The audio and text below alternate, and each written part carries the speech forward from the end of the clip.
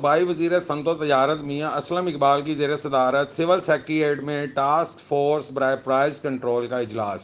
اشیاء ضروریات کی دستیاب قیمتوں اور مانیٹرنگ کے عمل کا جائزہ لیا گیا۔ اجلاس میں پرائز کنٹرول موجب اسٹیٹس کی کارکردگی اور ذخیرہ اندوزوں اور گراہ فروشوں کے خلاف جاری مہم کا بھی جائزہ لیا گیا۔ صوبائی وزیر کی تمام دکانوں پر پینافلیکسس کی تنصیب یقینی بنانے کی ہدایت۔ نرخ نمایاں جگہ پر نہ لگانے والی دکان سیل کرنے کا حکم۔ صوبائی وزیر کا بعض علاقوں میں دالوں اور سبزیوں کی سرکاری قیمتوں کی خلاف ورزی کا سخت نوٹس۔ متعلقہ انتظامیہ کو معاملات فوری طور پر ٹھیک کرنے کی ہدایت۔ مہنگائی مافیا کو کسی صورت لوٹ مار کی اجازت نہیں دی جا سکتی۔ صارفین کے حق کے تحفظ کے لیے انتظامیہ اپنا فرض ادا کرے۔ صوبائی وزیر کی مانیٹرنگ کے نظام کو مزید مؤثر بنانے کی ہدایت۔ پنجاب بھر میں آٹا مقررہ نرخوں پر دستیاب ہے۔ وفاقی حکومت چینی کی جو قیمت طے کرے گی اسے پورے صوبے میں یقینی بنایا جائے گا۔ صوبائی وزیر کی بہاولپور میں آلو کی 150 روپے فی کلو گرام فروخت پر انتظامیہ کی سرنجش۔ اشیاء